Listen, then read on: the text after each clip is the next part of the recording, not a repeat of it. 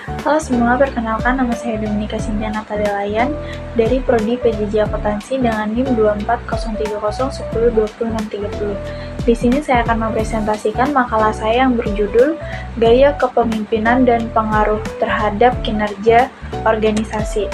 Setiap organisasi memerlukan pemimpin yang memiliki jiwa kepemimpinan untuk memberikan arahan, motivasi, dan pandangan dalam mencapai tujuan bersama.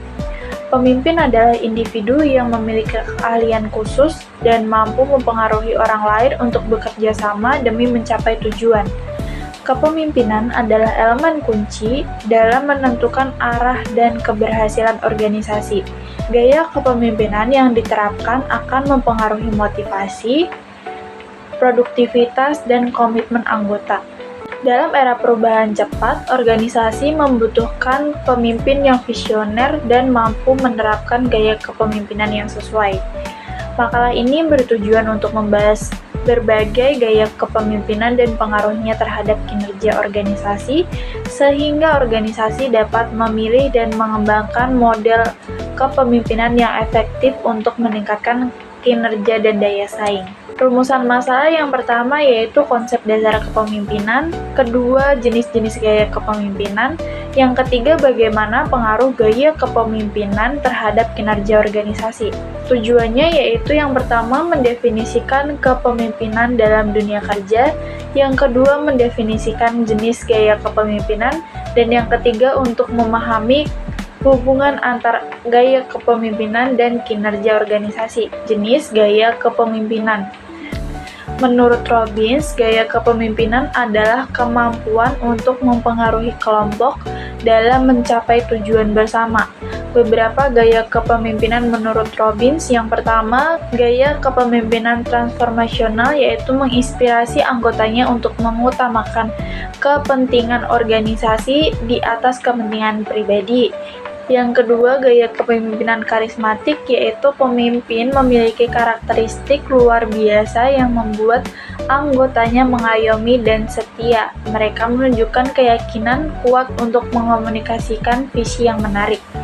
Yang ketiga yaitu gaya kepemimpinan transaksional, berfokus pada pertukaran antara pemimpin dan bawahannya, di mana pemimpin memberikan penghargaan atas pencapaian dan hukuman atas kegagalan. Yang keempat yaitu gaya kepemimpinan visioner, memiliki kemampuan untuk menciptakan dan mengartikulasikan visi yang menarik tentang masa depan, serta menginspirasi orang lain untuk mengikuti arah tersebut. Lalu pembahasan berikutnya yaitu konsep dasar dan teori dari kepemimpinan.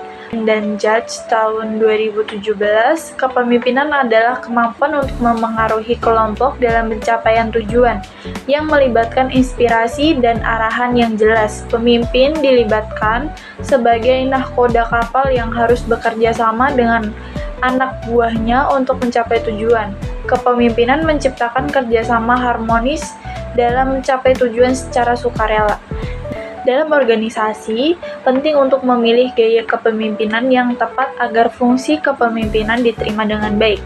Menurut Mulyadi tahun 2009 mengemukakan beberapa teori kepemimpinan. Yang pertama, teori sifat, yaitu memandang kepemimpinan sebagai kombinasi sifat-sifat pimpinan seperti inteligensia, kepribadian, dan karakteristik fisik. Yang kedua, teori perilaku, yaitu menyatakan bahwa perilaku pemimpin dapat dipelajari dengan fokus pada fungsi kepemimpinan, berorientasi dengan tugas dan orang. Yang ketiga yaitu teori situasional, menekankan pentingnya pemimpin memahami perilaku, sifat bawahan, dan situasi sebelum memilih gaya kepemimpinan yang sesuai, serta memerlukan keterampilan diagnostik dalam perilaku manusia. Pembahasan yang ketiga, pengaruh gaya kepemimpinan terhadap kinerja organisasi.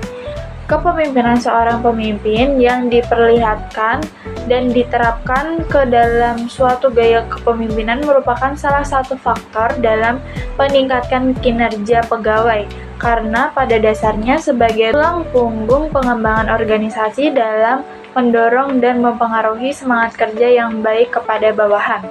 Gaya kepemimpinan ialah pola perilaku dan strategi yang disukai dan sering diterapkan pemimpin dengan menyatukan tujuan organisasi dengan tujuan individu atau pegawai dalam rangka mencapai tujuan atau sasaran yang telah mencapai komitmen bersama. Kesimpulan dari makalah ini yaitu bahwa gaya kepemimpinan adalah faktor penting dalam menentukan arah dan keberhasilan organisasi. Setiap gaya kepemimpinan memiliki karakteristik dan dampak yang berbeda terhadap kinerja. Gaya kepemimpinan transformasional terbukti paling efektif dalam mendorong perubahan positif, meningkatkan semangat kerja, produktivitas, dan loyalitas kerja. Pemimpin transformasional fokus pada visi jangka panjang, membangun hubungan interpersonal yang kuat, dan mengembangkan potensi individu. Namun, tidak semua gaya kepemimpinan cocok untuk semua kondisi konteks organisasi, seperti struktur, budaya, dan karakteristik tugas harus dipertimbangkan. Dalam situasi tertentu, gaya transaksional mungkin lebih efektif, terutama saat organisasi menghadapi krisis atau memerlukan kepatuhan tinggi. Karena itu, fleksibilitas dalam menerapkan gaya kepemimpinan sangat penting agar organisasi dapat beradaptasi dan bertahan dalam lingkungan yang dinamis. Berdasarkan kesimpulan tersebut, berikut beberapa saran untuk meningkatkan efektivitas kepemimpinan dan kinerja organisasi. Yang pertama, pemilihan gaya kepemimpinan yang tepat.